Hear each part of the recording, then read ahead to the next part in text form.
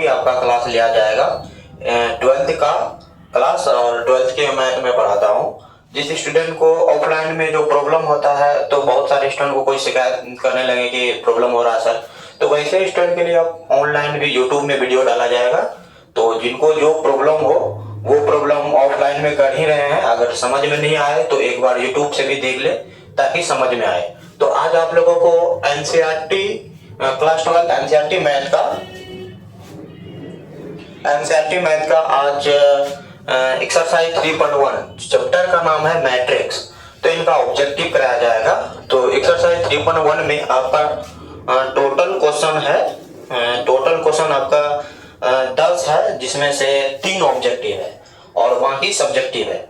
Offline में तो करा दिए हैं, तो ये 3 ऑब्जेक्टिव को यूट्यूब में हम अपलोड करेंगे, जिसमें से ये ऑब्जेक्टिव वीवीआई ऑब्जेक्टिव है। जिनको जो प्रॉब्लम हो वो ऑब्जेक्टिव एक बार देख लीजिएगा। जैसे कि एक्सरसाइज 3.1 का क्वेश्चन नंबर 8 में एक ऑब्जेक्टिव है। ऑब्जेक्टिव हम पढ़ रहे हैं, क्वेश्चन नहीं लिख पाए हैं, आप लोग बुक में देख लीजिएगा, हम सिर्फ यहाँ पे सॉल्यूशन करवाएंगे। तो आपका एक्सरसाइज 3.1 का क्वेश्चन नंबर 8 में ऑब्जेक्टिव लिखा हुआ है, क्वेश्चन पढ़ रहे हैं, एक बार आप लोग ध्यानपूर्वक समझिए। ए बराबर ए आई जे लिखा हुआ, ए बराबर ए I J M cross N एक मैट्रिक्स है, is N square matrix if, यानी कि आपका क्वेश्चन नंबर 8 में लिखा हुआ है, क्वेश्चन नंबर 8 लिखा हुआ, चीजों को समझने का कोशिश कीजिएगा, है ना। ये एक्सरसाइज 3.1 का है।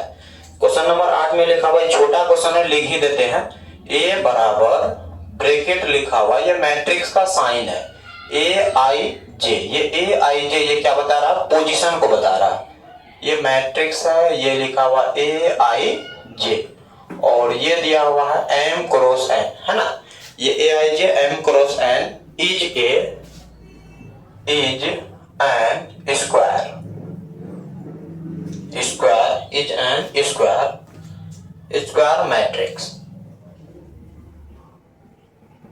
मैट्रिक्स इफ लिखा हुआ, जिसमें से आपका ऑप्शन नंबर ए दिया हुआ है, ऑप्शन नंबर ए दिया हुआ है M less than N, option number B दिया हुआ है, ऑप्शन नंबर बी दिया हुआ है एम ग्रेटर देन एन, और ऑप्शन नंबर सी दिया हुआ है, ऑप्शन नंबर सी एम बराबर एन, और ऑप्शन नंबर डी दिया हुआ है नॉन ऑफ दिस दिया हुआ। तो ये आपका ऑब्जेक्टिव है, इसमें से कौन सही हुआ? तो आप लोगों को ये ऑब्जेक्टिव के लिए आपको टाइप्स ऑफ मैट्रिक्स पढ़ना होगा। आप लोगों को थ्योरी पढ़ाए थे टाइप्स ऑफ मैट्रिक्स में एक मैट्रिक्स होता है, मतलब टाइप्स ऑफ मैट्रिक्स का मतलब है मैट्रिक्स का प्रकार। मैट्रिक्स कितने प्रकार का होता है? तो मैट्रिक्स के प्रकार में एक ये भी प्रकार था, स्क्वायर मैट्रिक्स पढ़ाए थे। तो स्क्वायर मैट्रिक्स होता क्या है? स्क्वायर मैट्रिक्स को चीजों को समझिए। जिस मैट्रिक्स का नंबर ऑफ रो और नंबर ऑफ कॉलम आपस में इक्वल हो, वैसे मैट्रिक्स को हम लोग स्क्वायर मैट्रिक्स कहते हैं। जैसे यहाँ पे लिखा हुआ 2 4 6, यहाँ पे 8 लिखा हुआ, तो इस मैट्रिक्स में आप इमेजिन कीजिए, यहाँ बोला ना ए बराबर ए I J M cross N, ये ए जो लिखा हुआ ये क्या बताया? जो मैट्रिक्स बताया, मैट्रिक्स का पोजीशन। ये आई जो लिखा हुआ, आई और जे, ये ब्रैकेट मतलब मैट्रिक्स का सिंबल, ये आई जे मतलब क्या हुआ? मैट्रिक्स का पोजीशन। ये मैट्रिक्स किस पोजीशन पे बैठा हुआ है, आई और जे से डिनोट करता है। और यहाँ पे लिखा हुआ ये 4 लिखा हुआ, ये किस जगह बैठा हुआ ये एलिमेंट, ये पोजीशन को बताता आई और जे। और ये एम क्रॉस एन जो लिखा हुआ है, इस मैट्रिक्स का ऑर्डर को बताता। ऑर्डर बोले तो ऐसे लाइन जो लिखा हुआ, इस लाइन को रो बोलते हैं। ये लाइन क्या लिखा हुआ? रो। तो ये पहला रो हो गया, रो R1, इनको हम लोग क्या बोलते हैं? R1। और ये क्या हो गया? दूसरा रो, है ना। और इस मैट्रिक्स का ऑर्डर जो होगा, वो मैट्रिक्स का ऑर्डर, तो ये हो गया दूसरा ऑर्डर होगा 2 क्रॉस 2, मतलब इसमें 2 रो और 2 कॉलम है। सबसे पहले ये थोड़ा सा बेसिक इधर समझ जाइए। यहाँ पे लिखा हुआ 2 4 ये 6 9 8 यहाँ 0 1 0 2, इसका मतलब ये हुआ, ये ऐसे जो लाइन है, इस लाइन को हम लोग रो बोलते हैं। इस लाइन का नाम क्या दे दिए? रो दे दिया। और इस लाइन को ऐसे जो ये लाइन, ऐसे जितना भी लाइन रहेगा, इसको भी हम लोग क्या बोलेंगे? रो। और ये भी लाइन है, इस लाइन को भी हम लोग क्या बोलेंगे? रो बोलेंगे, रो। तो अब ये सारे लाइन रो हो गया। और इस प्रकार से जो लाइन है, इनको हम लोग बोलेंगे कॉलम। ये लाइन को भी हम लोग क्या बोलेंगे? कॉलम बोलेंगे, कॉलम। इस लाइन को भी हम लोग क्या बोलेंगे, कॉलम बोलेंगे, कॉलम। तो देखिए रो और कॉलम हो गया, आप लोगों को समझ में आया होगा कि ये रो और कॉलम होता है। तो ये जो लिखा हुआ ना, ये इनका ये सारे तो रो है, तो जिसमें से हम नाम दे देते हैं इनका पहला रो, इनका क्या नाम देते हैं, दूसरा रो, इनका नाम क्या देते हैं, तीसरा रो। ये भी उसी प्रकार से हो गया, ये पहला कॉलम C1, पहला कॉलम कैपिटल लेटर C है, पहला लेटर, ये हो गया दूसरा कॉलम, और ये क्या हो गया आपका तीसरा कॉलम हो गया। तो कुल मिला के निष्कर्ष निकला, इस मैट्रिक्स में कितने रो और कितने कॉलम है, तो 3 रो 3 कॉलम है। तो मेरा कहने का मतलब ये है, स्क्वायर मैट्रिक्स वो होता है जिस मैट्रिक्स का नंबर ऑफ रो और नंबर ऑफ कॉलम की संख्या इक्वल हो। तो वैसे मैट्रिक्स को हम लोग स्क्वायर मैट्रिक्स कहते हैं। जैसे इसमें 3 रो है, 1 2 3 रो, और कॉलम कितना है, 3 कॉलम है, 1 2 3। तो दोनों का देखिए संख्या आपस में बराबर हो गया। ऐसे संख्या को हम लोग कौन, ऐसे जब दोनों की संख्या आपस में बराबर हो जाए तो इनको हम लोग कौन मैट्रिक्स बोलते हैं, स्क्वायर मैट्रिक्स बोलते हैं। कौन मैट्रिक्स बोलते हैं, स्क्वायर मैट्रिक्स। तो उसी प्रकार से यहाँ पे हम ले रहे हैं एग्जांपल, इसमें अगर देखा जाए इसमें 2 रो और 2 कॉलम है। जब 2 रो 2 कॉलम है तो इसका ऑर्डर हो गया 2/2। तो जब रो नंबर ऑफ रो और नंबर ऑफ कॉलम की संख्या इक्वल हो जाए, इस मैट्रिक्स को हम लोग स्क्वायर मैट्रिक्स कहेंगे। तो आपका यहाँ पे क्वेश्चन ही कह रहा है, इतना is N square matrix if square matrix कब होगा, जब। और दूसरी बात, ये जो पहला लेटर 2 लिखे, रो यहाँ पे क्या बताएं, रो और कॉलम बताएं। रो को ही हम लोग एम बोलते हैं और कॉलम को ही हम लोग एन बोलते हैं। तो यहाँ पे वही बताया, स्क्वायर मैट्रिक्स का मतलब हुआ रो और कॉलम आपस में बराबर होना चाहिए, या एम बराबर एन होना चाहिए। तो यहाँ पे देखिए, यहाँ क्या बोला ऑप्शन नंबर ए में, एम यहाँ पे बोला है लेस देन एन, मतलब एम से बड़ा एन है। ये तो स्क्वायर मैट्रिक्स का रूल नहीं होता। यहाँ लिखा एम ग्रेटर देन एन, मतलब एन से बड़ा कौन है, एम है। तो ये स्क्वायर मैट्रिक्स का रूल नहीं होता। स्क्वायर मैट्रिक्स का रूल होता है नंबर ऑफ रो और नंबर ऑफ कॉलम इक्वल होना चाहिए। और फिर नंबर डी, 3 नंबर में क्या दिया, एम बराबर एन। तो हम जानते हैं स्क्वायर मैट्रिक्स का मतलब नंबर ऑफ रो और नंबर ऑफ कॉलम जिस मैट्रिक्स का इक्वल हो, वैसे मैट्रिक्स को स्क्वायर मैट्रिक्स बोलते हैं। तो यहाँ पे मेरा रूल भी वही कर रहा, ऑप्शन भी वही मिल रहा है। इसका मतलब क्या होगा, ऑप्शन नंबर सी मेरा सही हो जाएगा। नंबर ऑफ रो और नंबर ऑफ कॉलम की संख्या इक्वल है, यानी एम बराबर एन है। तो ऑप्शन नंबर मेरा क्या हो जाएगा, सी हो जाएगा। और डी में नॉन ऑफ दिस दिया हुआ, ये नहीं होगा। तो कुल मिला के ऑप्शन नंबर ए गलत, ऑप्शन नंबर बी गलत, ऑप्शन नंबर सी सही, ऑप्शन नंबर डी गलत। तो स्क्वायर मैट्रिक्स के बारे में आप लोग समझ गए। और ये VBI ऑब्जेक्टिव है। ये क्या है, VBI ऑब्जेक्टिव है। कई साल बिहार बोर्ड क्लास 12 में पूछा गया ये क्वेश्चन है। आप लोगों को यकीन नहीं हो रहा है तो आप क्वेश्चन बैंक देख सकते हैं। तो यानी कि बहुत ज्यादा इंपॉर्टेंट है। ऐसे कहा जाता है कि एनसीईआरटी में जितने भी क्वेश्चन हो, सारे क्वेश्चन VBI होता है। और एनसीईआरटी में खास करके ऑब्जेक्टिव, क्योंकि एनसीईआरटी में क्वेश्चन लिमिटेड रहता है। जब लिमिटेड क्वेश्चन रहता है तो वो ऑटोमेटिक VBI क्वेश्चन बनता है और वो हर एक साल पूछा जाता है। तो ये एक क्वेश्चन नंबर 8 आपका क्लियर हो गया। अब हम आएंगे क्वेश्चन नंबर अगला ऑब्जेक्टिव में। अगला ऑब्जेक्टिव में आएंगे तो अगला ऑब्जेक्टिव को थोड़ा आप लोग समझिए। 8 नंबर आपका क्लियर हो गया। क्वेश्चन नंबर 9 आप बताएंगे। 9 से पहले थोड़ा सा 10 नंबर डिस्कस कर लेंगे, उसके बाद 9 नंबर में हम बैक आएंगे। तो 10 नंबर थोड़ा सा हम बताते हैं, 10 नंबर ऑब्जेक्टिव क्या लिखा हुआ है। क्योंकि एक्सरसाइज 3.1 में 3 ऑब्जेक्टिव दिया गया है, तीनों अपने आप में बहुत ज्यादा इंपॉर्टेंट है ना। तो अब हम लोग आते हैं दूसरा ऑब्जेक्टिव में। ऑब्जेक्टिव नंबर दूसरा आते हैं। देखिए ऑब्जेक्टिव नंबर दूसरा क्या लिखा हुआ है, एक्सरसाइज 3.1 है ना। 8 नंबर ऑब्जेक्टिव हो गया। अब देखिए 9 नंबर थोड़ा सा ठीक ठाक है। 9 नंबर को थोड़ा सा कुछ समय के लिए ब्रेक करते हैं। पहले 10 नंबर ऑब्जेक्टिव बता देते हैं, उसके बाद फिर हम 9 नंबर बताते हैं आपको। क्योंकि 10 नंबर थोड़ा सा छोटा है ऑब्जेक्टिव, उनको क्लियर करने के बाद फिर 9 नंबर पे आ जाएंगे। तो देखिए 10 नंबर आपका ऑब्जेक्टिव क्या लिखा हुआ है, एक्सरसाइज 3.1 क्लास 12 हम पढ़ रहे हैं। एक बार आप लोग ध्यान पूर्वक समझिए। जब तक क्वेश्चन को नहीं समझ पाइएगा तो आंसर नहीं होने वाला है। तो क्वेश्चन लिखा हुआ the number of all possible matrices, मतलब मैट्रिक्स की सारे मैट्रिक्स की पॉसिबल मैट्रिक्स की संख्या पूछ रहा है। पॉसिबल मैट्रिक्स की संख्या पूछ रहा of order 3x3। The number of all possible matrices of order 3x3 with each entry 0 to 1। एक बार लिख ही देते क्वेश्चन, छोटा क्वेश्चन है, लिख ही देते। समझिए क्वेश्चन नंबर 10 में क्या लिखा हुआ, क्वेश्चन को समझने का कोशिश कीजिए, है ना। अच्छा क्वेश्चन है। क्वेश्चन नंबर 10 देखिए क्या लिखा हुआ। लिखा हुआ question number 10, the number of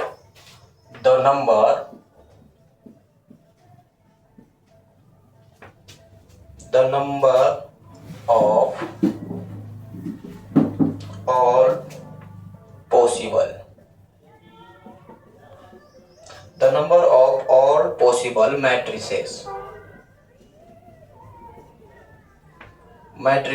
of order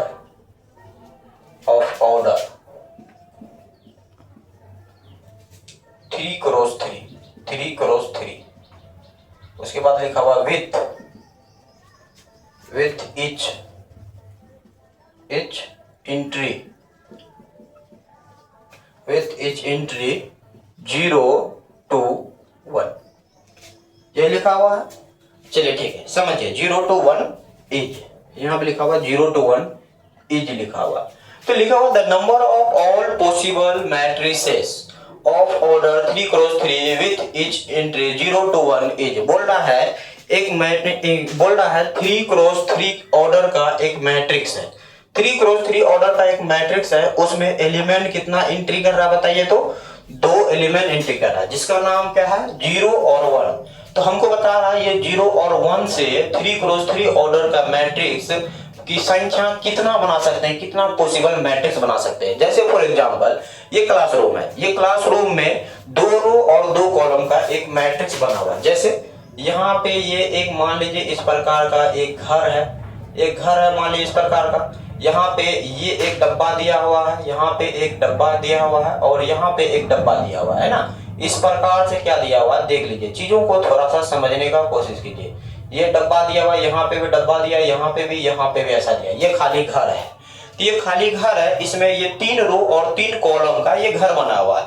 तो रो 3 कॉलम, 3 रो कैसे? इसको 1 रो 2 रो 3 रो, ये हो गया 3 row column, 1 column 2 column 3 column. तो मतलब 3 रो 3 कॉलम का एक घर है। इस घर में 2 बंदा एंट्री कर रहा है, मान लीजिए 2 आदमी एंट्री कर रहा है, 2 लड़का एंट्री कर रहा है। उस 2 लड़का का नाम क्या है हमको उससे मतलब नहीं रखना। जैसे कि यहाँ पे 2 एलिमेंट एंट्री कर रहा है 0 to 1, इनका नाम क्या हो गया? 0 to 1। हमको नाम से मतलब नहीं है, हमको मतलब है कितना आदमी एंट्री कर रहा है। तो ये बातों को समझना। जैसे 2 तो एंट्री कर रहा है, दोनों का नाम से हमको 2 लड़का एंट्री करेगा, दोनों का नाम क्या है हमको मतलब नहीं है। तो दोनों लड़का जो एंट्री करेगा, ये घर बना हुआ है 3 रो 3 कॉलम का, जिसमें इतना सीट है 1 2 3 टोटल 9 सीट है। तो वो दोनों लड़का जो आएगा कभी यहाँ बैठेगा, एक लड़का यहाँ बैठेगा पहला सीट में, तो दूसरा लड़का यहाँ पे बैठ सकता है। जरूरी थोड़े है ना है कि यहाँ पे बैठेगा वो अगर दूसरा पहला लड़का यहाँ पे बैठे, दूसरा लड़का यहाँ पे बैठ सकता है। जरूरी थोड़ी ही दोनों जगह बैठेगा, पहला लड़का अगर यहाँ बैठे दूसरा लड़का यहाँ भी बैठ सकता है। मतलब इस प्रकार से अल्टरनेट जगह वो बैठेगा, उसका सीट यहाँ लगा हुआ है। तो हमको भी नहीं पता वो कहाँ बैठेगा, किधर बैठेगा। लेकिन जब पहला लड़का यहाँ बैठेगा, दूसरा लड़का यहाँ बैठेगा, वो अलग प्रकार का मैट्रिक्स हो जाएगा। लेकिन वही लड़का क्या करेगा कि ये यहाँ से उठ के यहाँ बैठ जाएगा और यहाँ का लड़का जो यहाँ बैठ जाएगा, तो अल्टरनेट जगह बनेगा, तो वो दूसरे प्रकार का मैट्रिक्स हो गया। फिर मान लीजिए कि उठ के अगर वही यही लड़का यहाँ बैठ जाएगा और यहाँ का लड़का कहीं और बैठ जाएगा, सीट अपना चेंज कर देगा, तो वो दूसरे प्रकार का मैट्रिक्स हो जाएगा। तो इस प्रकार से बोल रहा है कि 2 एलिमेंट एंट्री करेगा, टोटल मैट्रिक्स की संख्या बनाइए, कितना पॉसिबल मैट्रिक्स बन सकता है, ये क्वेश्चन आपका कह रहा है। तो अगर ऐसा लॉजिकल क्वेश्चन रहेगा तो आप नहीं बता पाइएगा, आपको खुद नहीं पता है कि वो कहाँ बैठ सकता है, इतना कितना पॉसिबल मैट्रिसेस बना सकेंगे। तो ऐसे लॉजिकल क्वेश्चन में थोड़ा सा मेथड को समझते हैं, ट्रिक को समझते हैं, कैसे बनाया जाता है।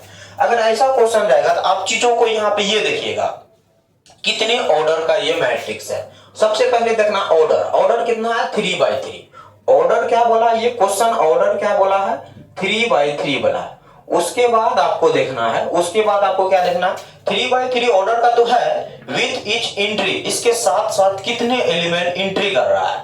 तो 2 एलिमेंट एंट्री कर रहा है, 0 और 1 एंट्री कर रहा है, और ऑर्डर कितना? 3/3। तो ऐसे एलिमेंट में जितने ऑर्डर रहेगा, जितने एलिमेंट एंट्री करेगा, उस एलिमेंट की संख्या को यहाँ पे लिख देंगे। तो एलिमेंट देखिए 0 और 1 का हम स्टार्टिंग में ही बताएं कितना लड़का, 2 लड़का, दोनों लड़का का नाम क्या उससे मतलब नहीं है। उसी प्रकार से यहाँ पे 2 एलिमेंट है, इस दोनों एलिमेंट का नाम से हमको मतलब नहीं रखना है, संख्या देखना कितना हुआ, 0 और 1 2 हुआ, तो 2 रख दिए। उसके बाद हम क्या करेंगे, इनका पावर में कितने ऑर्डर का मैट्रिक्स है, देखिए 3/3, तो 3x3 ऑर्डर का मैट्रिक्स है और दोनों को मल्टीप्लीकेशन करेंगे 9 हो जाएगा। तो जितना एलिमेंट रहा उतना लिखेंगे, जितना ऑर्डर का मैट्रिक्स रहा उस ऑर्डर को मल्टीप्लीकेशन के उनका पावर में चढ़ा देंगे, जो रिजल्ट आएगा वही आपका क्या हो जाएगा, इस क्वेश्चन का आंसर हो जाएगा। तो कितना आंसर होगा, 512। अब ये क्वेश्चन थोड़ा सा ट्विस्ट कर देगा, घुमा देगा क्वेश्चन को। जरूरी नहीं है कि आप एग्जाम में यही क्वेश्चन पूछे, सब चीज आपका सेम रहेगा। इस क्वेश्चन का आंसर क्या हो गया, ये। अब क्वेश्चन यही रहेगा, क्वेश्चन सेम यही रहेगा, लेकिन यहाँ पे क्वेश्चन में थोड़ा ट्विस्ट कर देगा। क्या कर देगा बताइए, तो 0, ये तो आंसर इनका हो गया, 0 to 1 और कोमा यहाँ पे बोल देगा 2 बोल देगा। क्या बोल देगा, कोमा 2। और यहाँ पे क्वेश्चन को थोड़ा बदल देगा, यहाँ कर देगा 2/2 ऑर्डर का। अब बोलिए इनका आंसर क्या होगा, ये क्वेश्चन ट्विस्ट हो गया, बदल गया। तो पहले देखिए किस और क्वेश्चन था, उसका आंसर कुछ और था, अब इसके बदल गया। तो सेम टू सेम वही कॉपी करना है। क्या करना है आपको, देखिए यहाँ पे आपको देखना है कितने बाय कितने ऑर्डर का है, 2/2 का। यहाँ पे एक डब्बा यहाँ पे बना, एक डब्बा यहाँ पे बना, एक डब्बा यहाँ पे बना, एक डब्बा यहाँ पे बना, इतना ऑर्डर का मैट्रिक्स रहा 2/2 का। अब एंट्री देखिए कितना कर रहा है, 0 1 2। हम स्टार्टिंग में बोले नाम से कोई मतलब नहीं, 3 ठो बंदा एंट्री किया है, 1 2 3, गिनती गिनेंगे 1 2 3, नाम से मतलब नहीं है। तो 3 एंट्री किया तो 3 लिखेंगे। अब बताइए ऑर्डर कितना है, 2/2 का। ऑर्डर कितना है, 2/2 का। तो दोनों को मल्टीप्लीकेशन करेंगे, कितना हो जाएगा, 4। तो जितना एंट्री किया उतना और जितना ऑर्डर रहा उनको पावर में चढ़ा देंगे। अब इनको कैलकुलेशन कर देंगे, जितना आंसर होगा वही रिजल्ट हो जाएगा। जैसे 3 पे पावर 4 का मतलब 3 को 4 बार लिखेंगे, 3 को 4 बार। तो 3 9 3 3 9 और 9 बना 9, टोटल कितना हो जाएगा, 81। इसका आंसर कितना हो जाएगा, 81 हो जाएगा। तब हम उम्मीद करते हैं कि आप चीजों को समझे होंगे। अगर इसमें और क्वेश्चन को ट्विस्ट कर दे, क्वेश्चन को और घुमा सकता है, मान लीजिए इसी में क्वेश्चन और दूसरा बदल देगा। कैसा क्वेश्चन कर देगा, मान लीजिए यही 2/2 ऑर्डर का ही है, यहाँ पे कर देगा क्या, ऐसा कर देगा, है ना, 0 to 1। तो आप क्या कीजिएगा बताइए, तो 2/2 ऑर्डर का है, तो हम वही काम करेंगे। ऑर्डर देखेंगे 2/2 है और एलिमेंट कितना हो गया, 2 को मिटा दिए, 2/2 एलिमेंट है, तो 2 यहाँ देंगे और पावर कितना हो जाएगा, दोनों को मल्टीप्लिकेशन करने के बाद 4। तो बोलिए 2 को 4 बार लिखेंगे, 2 को 4 बार लिखेंगे, तो कितना हो जाएगा, 4 और 4, 4 गुना 4 16। इसका आंसर क्या आ जाएगा, 16। क्वेश्चन वही, सिर्फ ऑर्डर और एंट्री बदल रहा है, तो क्वेश्चन के आंसर भी क्या हो रहा है, बदल रहा था। हम उम्मीद करते हैं आपको चीजों को आप समझ पाए होंगे। अगर नहीं समझ पाए होंगे तो एक बार कमेंट में बता दीजिएगा, तो फिर से समझाने का कोशिश करेंगे। मेरे ख्याल से ये आप बेहतर ढंग से समझ गए होंगे और उम्मीद करते हैं नेक्स्ट वीडियो जो आएगा इनसे भी बेहतर समझाएंगे। और एक क्वेश्चन आपका रह गया, क्वेश्चन नंबर 9। तो थोड़ा सा क्वेश्चन नंबर 9 जो रहा, वीडियो लंबा हो जाने के कारण थोड़ा सा शॉर्ट करते हैं। तो अब क्वेश्चन नंबर 9 को नेक्स्ट डे बता देंगे। और ये एक्सरसाइज में 3 ही ऑब्जेक्टिव था, 3 में से 2 ऑब्जेक्टिव क्लियर कर चुके हैं और एक ऑब्जेक्टिव दूसरे वीडियो में बता दिया जाएगा। हम उम्मीद करते हैं आप समझ गए होंगे।